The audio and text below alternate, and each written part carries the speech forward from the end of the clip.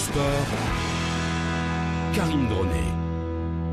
Deuxième mi-temps des tribunes du sport, comme je vous l'annonçais tout à l'heure en titre. On va donc s'intéresser à présent au développement de la pratique du basketball au Maroc et en Afrique, à travers l'expérience de la Tibu Basket Academy. Son président, Mohamed Amin Zariat, nous parle justement de ses projets pour la nouvelle saison.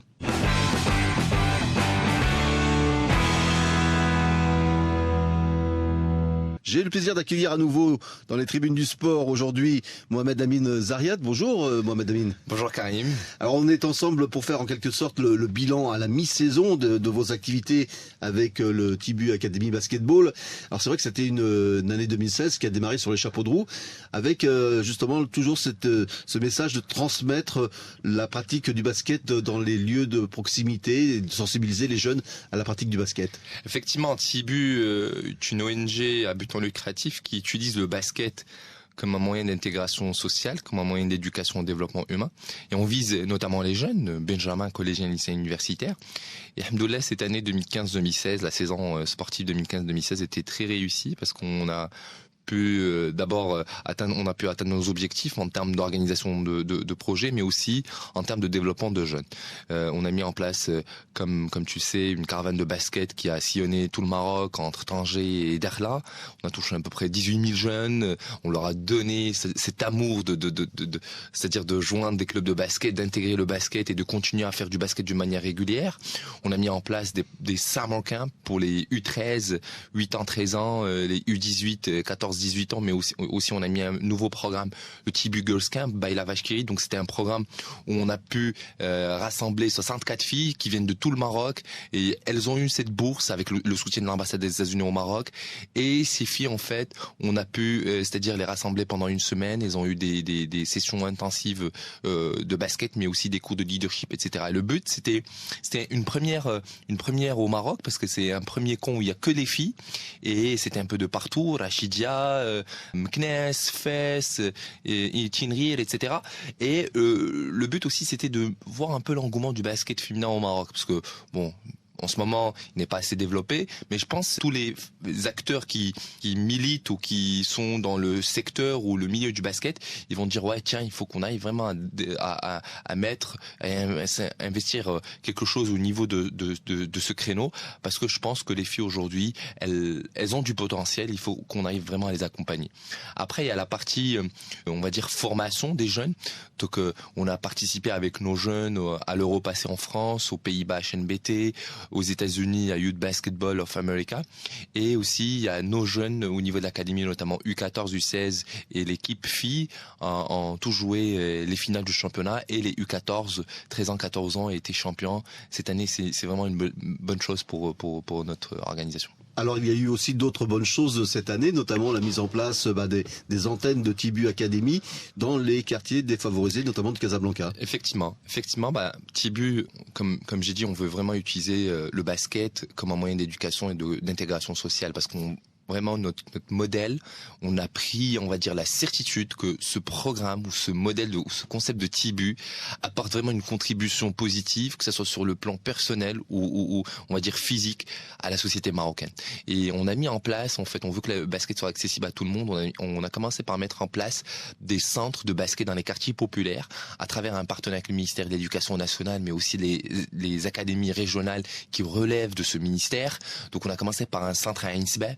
On a 100 jeunes qui viennent chaque mercredi, samedi, dimanche, un centre à Sidi Moumen, et bientôt on va développer d'autres centres. Quand on a fait des focus group avec les mamans, la plupart des mamans disent ouais, franchement, mon enfant il a changé, il est devenu très positif, organisé, il se réveille tôt, il fait attention à ses études. Et ce qui est important, c'est que tous les jeunes qu'on a eu, c'est-à-dire les 100 jeunes à Ainsbeh, les 100 jeunes à Sidi Moumen, et ils ont réussi l'école, et là on les trouve très épanouis, etc. Et ça nous encourage, nous en tant qu'organisation, mais aussi nos partenaires de Tibu, à investir plus et à créer plus de centres, parce que notre vision à l'horizon 2025, c'est de créer 1800 centres, c'est-à-dire 180 000 jeunes qu'on va toucher directement, et c'est un impact direct de 1 80 000 personnes, parce que un enfant, il impacte automatiquement sa famille. Et quand on a fait des études, la plupart de ces enfants qui sont chez nous, ces joueurs qui sont dans nos centres, ils sont membres de 6 à 8 membres par famille. Et dupliquer un peu le modèle Tibu au sein du foyer. Voilà, effectivement, ça c'est important, parce que Nous, on lui parle de la positive attitude, il faut être confiant, etc. Après, il sort, il peut avoir un petit blocage, ou il peut avoir, c'est-à-dire une contradiction au niveau de la famille, mais au niveau de l'entourage. Donc, on essaie de travailler avec l'ensemble des acteurs qui entourent cet enfant, qui est dans un quartier populaire, et qui doit avoir, c'est-à-dire une bonne orientation, notamment nos coachs, notamment notre organisation, et lui donner vraiment espoir d'arriver, parce qu'aujourd'hui, comme on dit, nothing is impossible, donc il faut vraiment travailler dur pour atteindre ses objectifs. Alors autre initiative aussi intéressante, c'est celle qui a été mise en place en faveur des personnes handicapées, avec donc le développement du handi-basket. Effectivement, c'était une première aussi au Maroc, TB Wheelchair Basketball School. La première école handi-basket a été créée par nous-mêmes et en partenariat avec l'ambassade des États-Unis au Maroc. Donc on a mis en place une école pour des jeunes âgés entre 8 et 16 ans. Le but, c'est de les insérer au niveau de la société, mais à travers le handi-basket. Donc on reçoit des enfants un peu de toutes les couches sociales, et ils ont, c'est-à-dire, alhamdoulilah, on a pu avoir des chaises roulantes grâce à un programme qu'on a mis en place, le Youth Handy Basket Tour, qui a été mis en place en janvier 2016 à Casa, Tiznit et Agadir. On a eu Trooper Johnson, c'est-à-dire l'icône mondiale du National Wheelchair Basketball Association, et c'était une star qui est venue. Elle a fait avec Carl Leacock, une autre star du monde du wheelchair basketball aux États-Unis, qui ont formé 85 coachs pour qu'ils puissent faire des entraînements pour les personnes à mobilité réduite, les jeunes à mobilité réduite, mais aussi ils ont animé des ateliers pour des jeunes à Casa, Agadir et Tiznit. Je pense qu'une première année c'était excellent, parce que ça fait on a lancé cette école le 25 avril 2015. Donc je pense en une année c'était un bilan très très réussi, et là il faut qu'on passe à une autre étape, une étape de compétition, et aussi on doit travailler avec la Fédération royale marocaine du handisport. Déjà on les félicite parce qu'ils ont eu pour l'instant 3 médailles, et il y a un athlète parmi les athlètes qui fait partie de l'association de notre coach Abdelhadi Boujar, qui est aussi à Rio pour les Jeux paralympiques, et je félicite plutôt Mohamed Lena, qui est un ami, et que voilà, il a une très belle médaille de bronze. Voilà. Alors c'est vrai qu'il y a eu beaucoup de choses cet été aussi, au niveau de Tibu Academy. Il y a eu notamment ce déplacement en Afrique, en Angola. Qu'est-ce que vous êtes allé faire là-bas?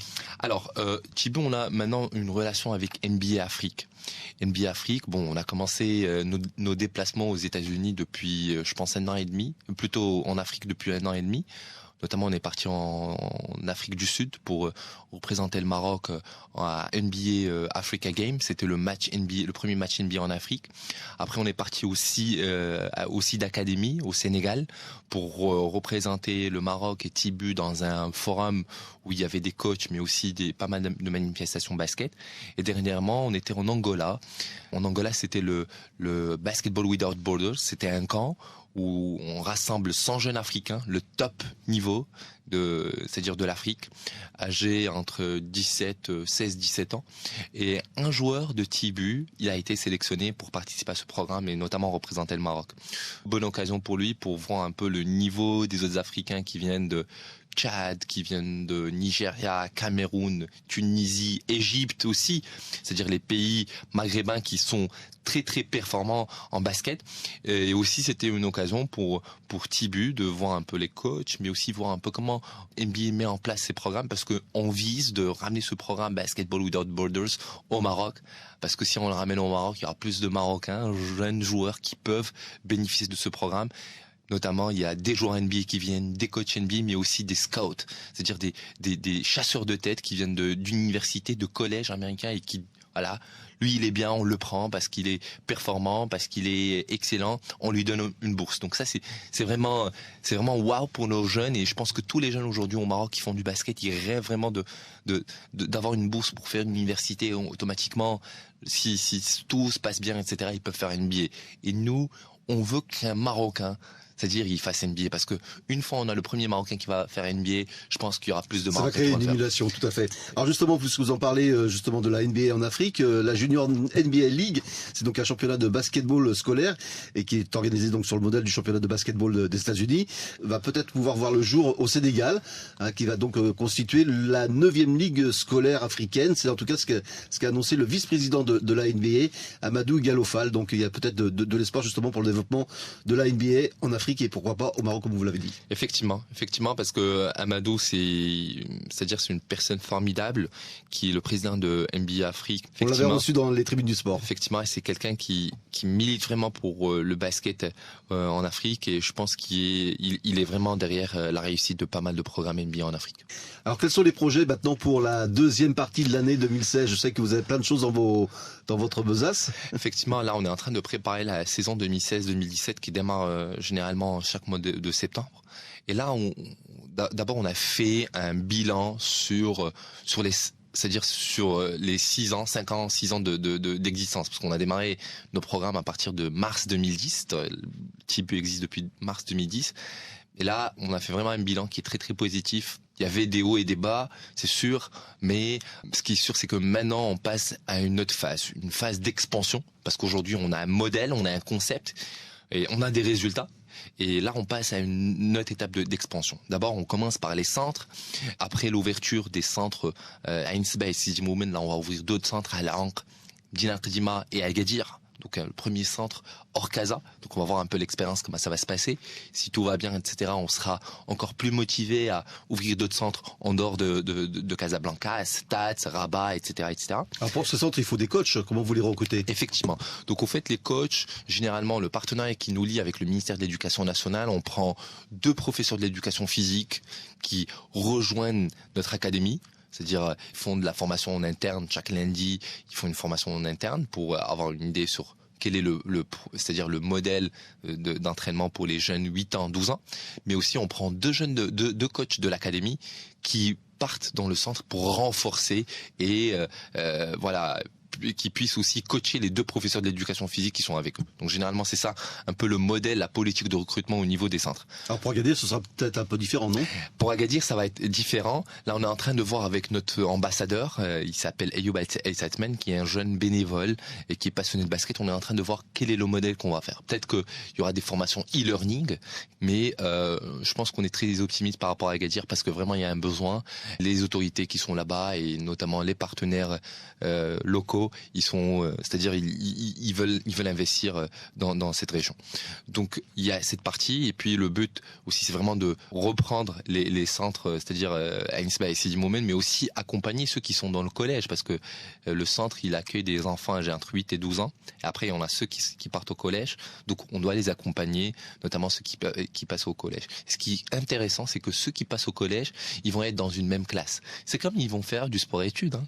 C'est-à-dire ils sont dans une même classe, ils font partie c'est-à-dire la même organisation, TIBU centre Ainsba, TIBU centre Sidi Moumen, et je pense qu'il y aura une dynamique assez forte pour qu'ils puissent vraiment atteindre leurs objectifs, que ce soit au niveau scolaire, mais aussi au niveau sportif. Outre ces centres, il y a d'autres projets qui seront également dans le pipe? Effectivement, cette année, on vise d'organiser 5 caravanes de basket. Il y a la première caravane qui se passe, Inch'Allah, du 27 novembre au 4 décembre 2016. Donc cette caravane s'intitule Casablanca Basketball Tour. Cette caravane, en fait, a trois objectifs. En fait, cette caravane aura lieu dans les quartiers chauds de Casa. Donc les quartiers populaires. Donc le but, c'est qu'on arrive à trouver des partenaires associatifs. Le but, c'est de les former, leur montrer un peu comment on a commencé, comment gérer une association, comment gérer les ressources humaines, comment chercher des financements, comment parler aux médias, comment médiatiser ces événements, etc. Mais aussi, elles vont nous aider à avoir l'accès au niveau du quartier, à faciliter les autorisations, mais aussi à mobiliser les gens du quartier pour qu'on puisse faire l'événement. 2, c'est la promotion du basket au sein du quartier. La caravane aura lieu du 27 au 4, 27 novembre au 4 décembre. Donc il y aura 8 stations, 8 quartiers. Donc chaque jour, on fera un quartier de 8h jusqu'à 17h. Il y aura des ateliers de basket, des leçons théoriques, des concours, des matchs. Le but, c'est que, waouh, les jeunes, ils vont dire, ouais, on veut faire du basket, on a envie de continuer à faire du basket. Et puis 3, c'est dénicher des talents. Aujourd'hui, on peut trouver des talents Wolfa, on peut trouver des talents Haïm Mohamedi, etc. et leur donner des bourses pour qu'ils puissent rejoindre notre académie de basket. Ça, c'est important. Donc, il y a trois volets. La formation des associations, pour qu'elles puissent vraiment grandir, mais aussi nous aider à rentrer dans le quartier, mais qu'elles jouent le rôle de relais entre Tibu et le quartier. 2, c'est la promotion du basket. Et 3, c'est la détection des talents. Et là, en fait, ça c'est une vision globale, parce que nous, à l'horizon 2018, on veut faire de Casa la capitale de basket à l'échelle africaine à l'horizon 2018. Et là, on a commencé petit à petit. On a commencé par la création d'une académie à Casa. Après, on a commencé par les summer camps sur Casa. Après, on a commencé par le wheelchair. Après, on a commencé par les centres. Là, on commence par les caravanes. Donc, petit à petit, faire plusieurs programmes pour que les jeunes Kazaouis puissent se donner au basket et puissent joindre des équipes de basket, parce qu'il y a pas mal de clubs de basket, mais aussi des associations qui offrent l'activité basket. Alors depuis que je vous écoute parler, j'ai l'impression que vous gérez le sport à la manière d'un manager aujourd'hui. Je sais qu'on a vu un petit article sur vous cette semaine dans le journal L'Économiste. Vous avez associé vos compétences, votre formation justement à la mise en place du management du sport ? Effectivement, aujourd'hui on gère une association. Une association, même si elle est à but non lucratif, il faut qu'on gère une association, c'est comme si on gère une entreprise. Aujourd'hui, par exemple, nos coachs, c'est comme si c'est des managers. C'est-à-dire qu'ils ont cette casquette de coach sur le terrain, mais aussi des managers. Et quand je dis manager, leurs joueurs, ce sont leurs coéquipiers. Ils doivent tout le temps les motiver pour qu'ils puissent travailler. C'est comme aujourd'hui, un manager, un directeur de boîte, il motive ses collaborateurs pour qu'ils puissent travailler et qu'on puisse aller de l'avant, pour que l'entreprise puisse réussir. C'est la même chose. Donc, le coach doit motiver ses joueurs. Le coach doit planifier, doit budgéter comme ça. Il donne au patron d'entreprise, lui dit voilà, je prévois de faire ça, etc. Et c'est le patron d'entreprise qui valide. Donc c'est la même chose chez nous. Vraiment, on essaie d'avoir cet esprit entrepreneurial pour que tout le monde soit, c'est-à-dire, comment dire en anglais, des stakeholders. C'est-à-dire que chaque personne possède ce projet. Parce qu'on a envie de le faire grandir. Je me rappelle le premier jour qu'on a commencé avec 5 personnes. Aujourd'hui, au niveau du staff, on est à 37 à ce jour, et on sera à 50 personnes quand on va ouvrir les centres de Ndinak, Dima, Agadir, etc. Donc, on peut pas tout contrôler. Donc, on doit avoir cette vie, c'est-à-dire ce mindset de manager entrepreneurial. Et de déléguer. De déléguer, surtout de déléguer, mais mettre en place des process. Aujourd'hui, on a mis en place un organigramme très important. Donc, on a revu un peu la gouvernance de Tibu. Généralement, on a un conseil d'administration avec 7 personnes qui sont à fond bénévoles, avec des départements capital humain, sponsoring, médias, etc. Mais aussi avec des directions. Aujourd'hui, par exemple, l'association a son chef de projet qui gère tous les projets, et c'est un manquin, les caravanes. L'académie a son chef de projet. Au niveau technique, on a un directeur technique. Au niveau des centres, il y a un centre, mais il y a un coordinateur qui doit être sûr comme quoi ce qu'on fait à Sidi Moumen, c'est ce qu'on fait à INSEBA, etc. Donc c'est important d'avoir des personnes qui ont vraiment cette vision, et on sort vraiment c'est-à-dire de l'ordinaire, pour qu'on puisse vraiment développer. Et comme j'ai dit, on est dans une phase d'expansion. Donc on doit vraiment être capable de faire les choses vite, et ne pas attendre 1-2 personnes qui vont être là et qui vont tout faire. Donc voilà, c'est ce qu'on essaie vraiment de développer. Et puis j'aimerais bien, notre souhait, c'est que ce modèle soit un peu partout, dans le volley, dans le handball, dans le et même golf, dans la gestion de certaines entreprises. Voilà, effectivement. Donc on a envie vraiment d'inspirer les jeunes par notre modèle, et que ça soit un peu partout. Pour d'ici la fin de l'année, d'autres projets en dehors de cette caravane? Alors là, on reprend juste l'académie bientôt, donc la reprise c'est-à-dire de la saison sportive. Donc on aura à peu près 300 jeunes encore à développer. C'est-à-dire on va continuer tout ce qu'on a fait avec eux depuis l'ouverture de l'académie le 6 novembre 2013. Vous allez participer au championnat du Maroc? Bien sûr, on participe aux phases finales du championnat du Maroc le 22 et le 23 octobre. Donc je pense que ça va être à Ifrane. Et après, on a les tournois internationaux. Donc on a pas mal de destinations cette année, notamment en Espagne, France, Pays-Bas, les États-Unis encore, Sénégal. Donc on prépare encore nos jeunes, que ce soit filles et garçons, pour représenter le Maroc à ces compétitions internationales. Mais ce qui est important, c'est que on est en train de travailler pour qu'on puisse avoir un vrai modèle, et qu'on puisse aussi arroser les équipes nationales U14, U16, U18 par des joueurs Tibu qui sont performants. Et on vise aussi à ce qu'on puisse trouver et aider nos jeunes à ce qu'ils partent vraiment rejoindre des universités internationales pour faire sport-études, etc. Parce que la plupart qui sont chez nous dans les élites, on a à peu près 77 jeunes élites et 77 jeunes qui s'entraînent 5-6 fois par semaine et qui souhaitent et qui rêvent vraiment de faire une carrière internationale. Merci Mohamed Amin Zaria d'avoir été avec nous. On vous donne peut-être rendez-vous la semaine prochaine pour un autre numéro des Tribunes du Sport, puisque nous avons un numéro spécial consacré au coaching sportif. Ça rejoint un petit peu ce que vous nous avez dit tout à l'heure concernant le management et la gouvernance du sport. Merci Karim et merci Atlantic Radio.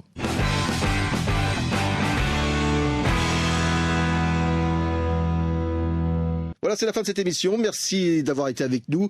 Il ne me reste plus qu'à vous souhaiter un très bon week-end à l'écoute des programmes d'Atlantic Radio. Bonne semaine à tous et sportez-vous bien.